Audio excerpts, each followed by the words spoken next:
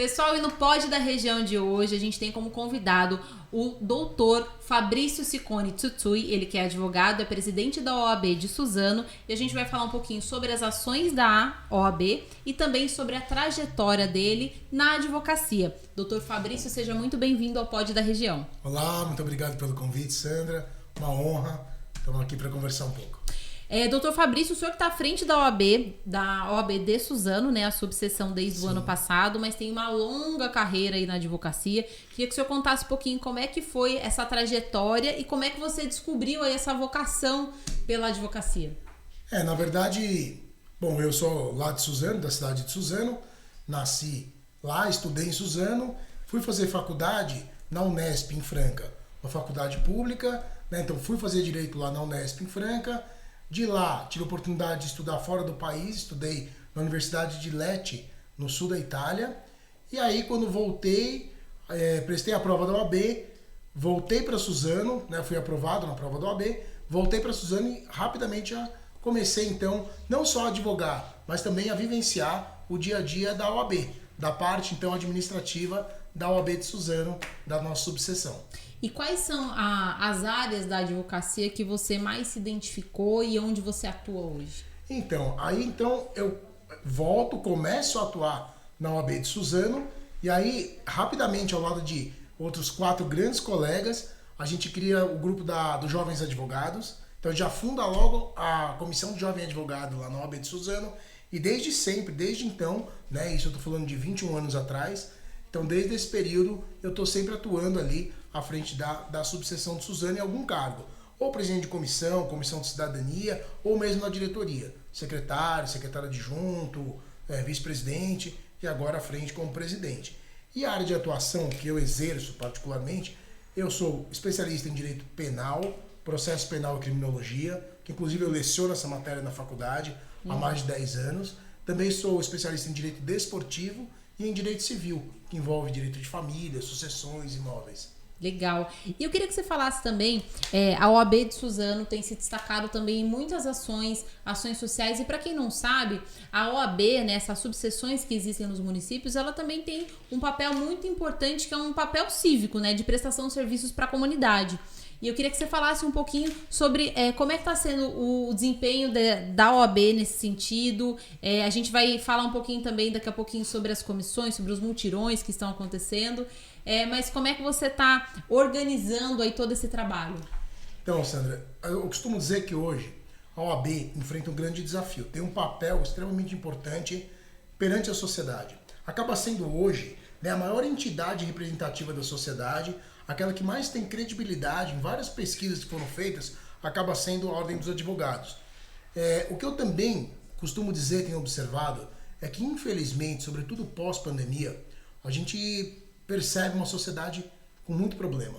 Uma sociedade que adoeceu e ainda permanece doente.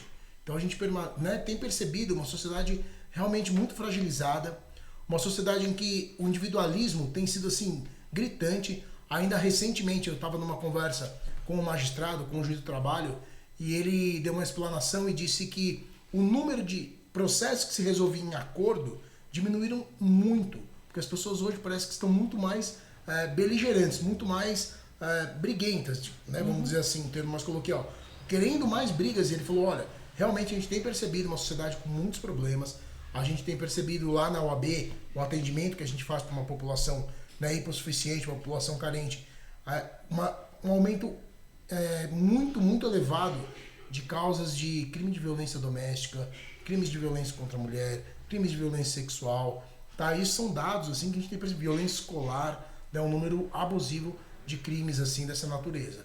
E a OAB, ela acaba de alguma forma, né, por se tratar de uma entidade que nos seus quadros há vários advogados com várias especialidades, ela acaba de alguma forma tentando auxiliar a sociedade a conviver melhor, a conviver pacificamente, a tentar solucionar esses problemas todos. E a OAB de Suzano são 33 comissões, dentre elas várias comissões com esse viés, com a ideia de justamente auxiliar em alguns desses pontos aí a sociedade.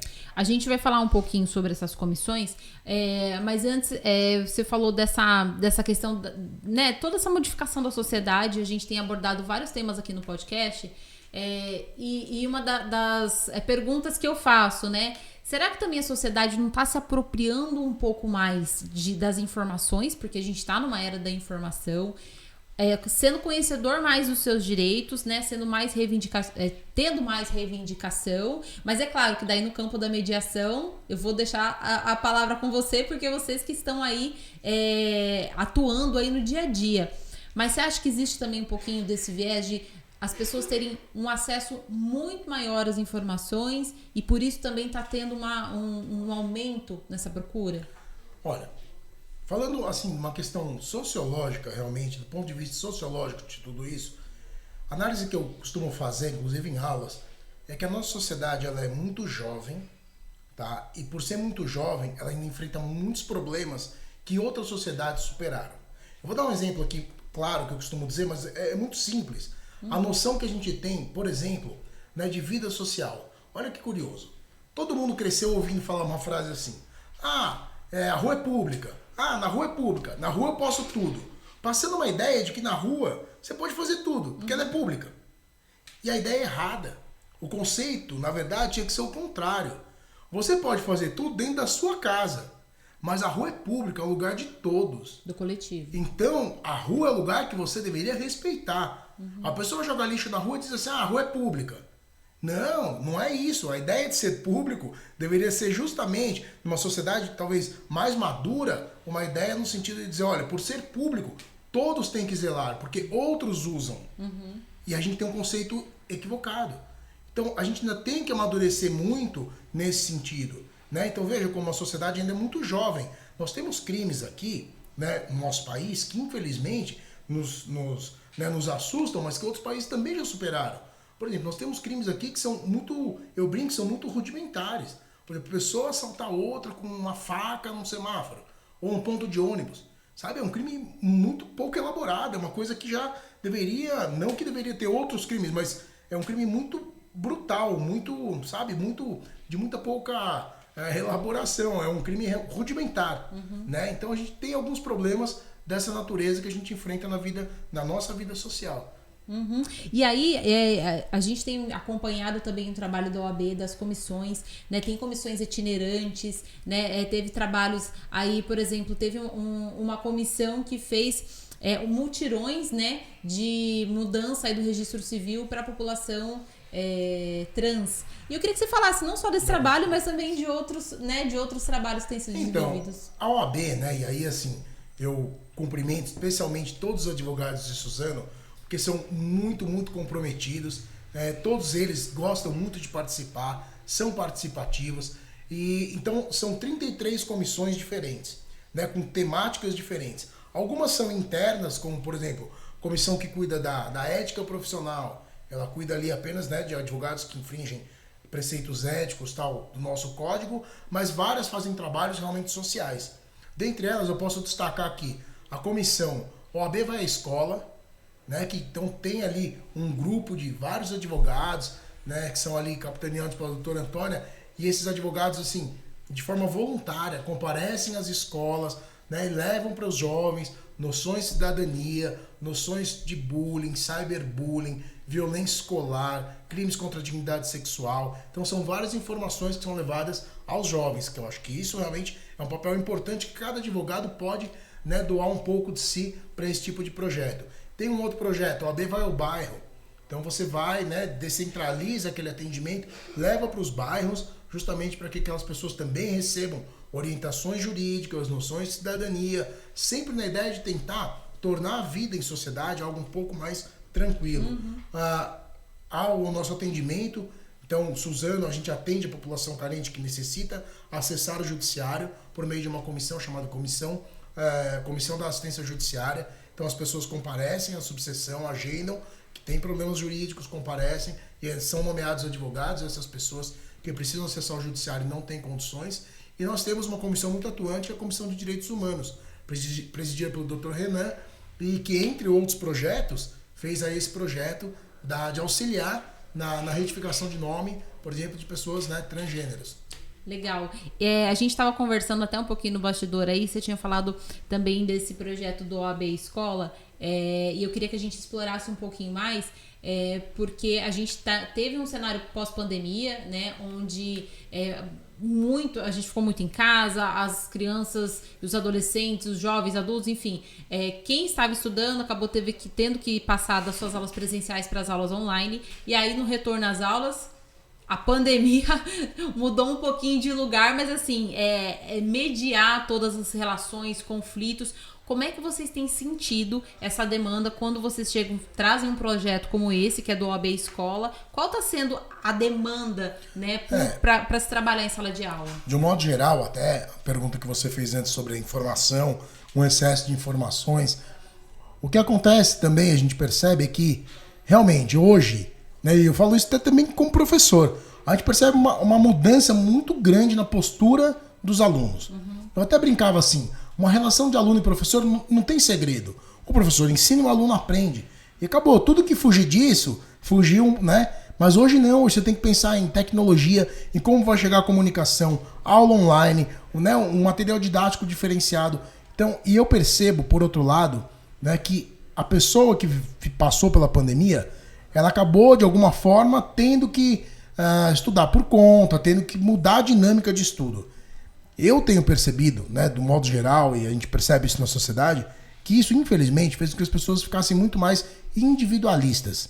A individualidade, assim, parece que tem se sobreposto à noção de coletivo. Então, as pessoas hoje, me parece que, né, até pela falta de convívio com outras pessoas que a pandemia acabou causando, ela tem tornado essa vida em sociedade, em comunidade, algo um pouco mais dificultoso, né? Uma situação um pouco mais complicada. Intolerância, talvez? Eu acho que tem tido demais intolerância, sobretudo essa ideia, né, da pessoa realmente não ter, talvez, a dimensão do espaço seu, do espaço do outro. A gente tem percebido nesses projetos OAB Viva Escola, vários professores e alunos que nos procuram aos finais para dizer que sofrem determinado tipo de bullying, né, algum tipo de chacota, e que isso incomoda e como eles devem proceder. Professores nos procuram com isso. A gente até comentava, e eu disse também, que a gente percebeu um aumento, infelizmente, número de casos assim, de pessoas, de jovens, infelizmente, com automutilação.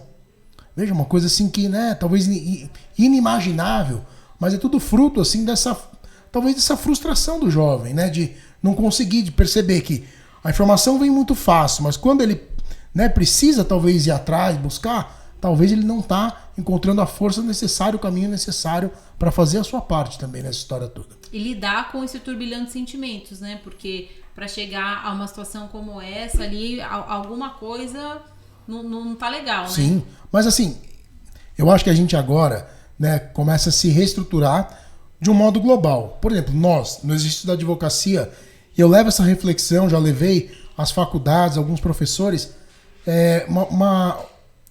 um futuro ainda por vir, mas ainda muito incerto.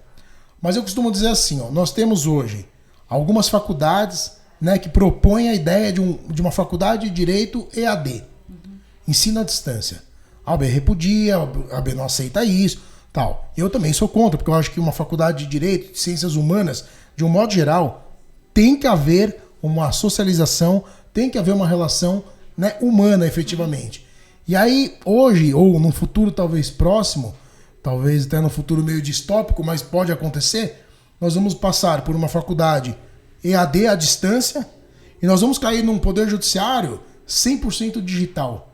Porque há algumas varas hoje que são 100% digitais, que você não conversa mais com o magistrado, que as audiências são online, que todo o processo é digital. Então, isso eu acho que... Torna isso mais impessoal? Demais. Eu acho que isso, assim, você está perdendo muito da essência do que seria o exercício do direito. Para a advocacia, isso é ruim, né? Assim, para os jurisdicionados, quer dizer, para a sociedade como um todo, eu também acho ruim, porque é uma ciência humana, você vai levar uma angústia humana, um problema humano, e todos aqueles atores do processo, o juiz, o promotor, o delegado, o advogado, eles vieram de uma faculdade, né, 100% EAD, caso isso passe a ser uma regra, e todo esse processo vai ser feito online. Quer dizer, sem nunca nenhuma dessas pessoas ter tido um contato pessoal. E eu acho que isso no futuro vai tornar assim, né, essa questão humana vai se perder muito nessa história. Não sei ainda dizer qual vai ser o preço disso e tal, mas sinto que isso caminha para esse sentido. A gente vê hoje, meus colegas advogados sabem, a dificuldade hoje de se conversar muitas vezes com um juiz, né? Coisa que antigamente, né, as pessoas iam, batiam na porta, entravam, conversavam diretamente com o juiz. Hoje pro advogado, e o advogado tem um papel importante, porque a sociedade vem lá com seus problemas, né, com suas angústias, e o advogado é a ponte, né, entre a sociedade e o Estado. Então o advogado tem esse papel de levar, de falar por alguém, de dar voz a quem não tem voz. Então ele leva esse problema da sociedade para o Estado. Então antes disso, você conseguia ingressar numa sala e conversar com o magistrado. Hoje essa conversa já é muito mais complexa, muitas vezes online, quer dizer, sabe? E com isso você perde muito, né, do calor humano, da sensibilidade humana. Então isso a gente percebe o futuro, né? Eu vejo que caminha para esse distanciamento. Agora o preço disso a gente ainda vai pensar. Só para a gente também finalizar, eu queria a sua opinião. A gente tem acompanhado muitas criações de muitas leis. A gente sabe que é necessário que haja uma atualização, a Constituição Federal sempre se atualizando, mas a gente tem uma série de leis que têm sido criadas de proteção. Então, por exemplo, uma lei que vai proteger a atuação da mulher na política, a lei que vai, por exemplo, a gente até repercutiu aqui no nosso podcast quando foi retirada aquela lei da legítima defesa da honra, também isso saiu, mas é uma lei que dá mais força para a proteção da mulher, leis de proteção às crianças, aos idosos, enfim. Você acha que a gente está caminhando nessa proteção mais no sentido individual? Como é que você vê essa atualização da legislação? Bom, talvez eu seja um pouco crítico demais nessa resposta, mas isso mostra um pouco, né, essa infinidade de leis que nós temos e que são criadas, acaba mostrando um pouco aquilo que eu disse no começo, né, como a nossa sociedade ainda é muito jovem e precisa de regra para que as coisas caminhem. Para que você tenha uma ideia, assim, nós temos algumas legislações, como por exemplo, o Estatuto do Torcedor, né, eu sou do direito esportivo também, Estatuto do Torcedor. Há alguns artigos lá dizendo, por exemplo, que o alimento vendido em estádio tem que ter higiene. É óbvio. Que os banheiros têm que ter higiene, né? Então veja, são questões que a gente precisa criar lei para coisas às vezes muito óbvias. Eu outro dia disse, muita gente, né, assim, no primeiro momento levou um choque, que eu lamento, que eu digo assim, uma lei que eu não gosto é a Lei Maria da Penha. Pô, por que você não gosta da Lei Maria da Penha? Se alguém recortar aqui essa fala, vai ficar confuso. Por que você não gosta da Lei Maria da Penha? Porque eu acho ela lei muito triste. Eu acho que ela é uma lei... Veja, foi necessário criar uma lei para proteger a mulher vítima de violência doméstica, de uma violência da pessoa que ela escolheu para viver. E você precisa criar uma lei para proteger a mulher da pessoa que, né, que em tese eles se conheceram, escolheram viver juntos, e você precisa criar uma lei para isso. Então, ela é uma lei necessária, importante, infelizmente vem sendo muito utilizada, infelizmente, porque a gente não gostaria que houvesse tantos problemas dessa natureza, mas é uma lei que no fundo, né, é uma lei triste. Agora, essas leis acabam sendo necessárias, tá, justamente porque infelizmente a nossa sociedade tem essa série de problemas. Então, esse número gritante de legislações, Estatuto do Idoso, Estatuto do Consumidor, Estatuto, né, a Lei Maria da Penha e uma série de outras leis que vão surgindo dessas legislações, elas acabam sendo muito importantes, né, para a sociedade, para regulamentar a sociedade. No caso das leis protetivas, todas elas são extremamente relevantes, de fato protegem, né? A gente sabe que há uma série de medidas ali na Lei Maria da Penha que de fato são necessárias, são úteis, são relevantes, mas que no fundo, né, elas demonstram assim, olha, né, como é uma sociedade muito problemática, muito conflituosa, eu preciso impor pelo Estado uma série de regras para que isso caminhe bem. Tá certo. Doutor Fabrício, eu agradeço muito pelo esse nosso bate-papo, por compartilhar todo esse conhecimento de vivência e também passar um pouquinho para mim e para quem está nos assistindo aqui, como é que funciona esse funcionamento da OAB, né, dessas ações. E você que está nos assistindo, sabe que você também, se tiver algum problema, você também pode recorrer ao OAB, também pedir orientação, né, porque é um serviço de prestação de serviço à sociedade. E obrigado por toda a sua análise e avaliação aqui com a gente. Muito obrigado, eu agradeço muito pelo convite, né? Até peço desculpa por não ter vindo antes, mas ainda bem que deu certo. Nós estamos vendo esse mês aqui de agosto, que é o mês do advogado. Então, né, muitíssimo obrigado, sucesso para todos vocês. Verdade, dia 11 de agosto, hein? Foi agora, E isso lembrando, parabéns a todos os advogados que exercem com honra aí a sua profissão. E você que esteve aqui com a gente, curte, deixe seu comentário aqui que a gente também quer saber a sua opinião. Portal da Região, a notícia que você precisa.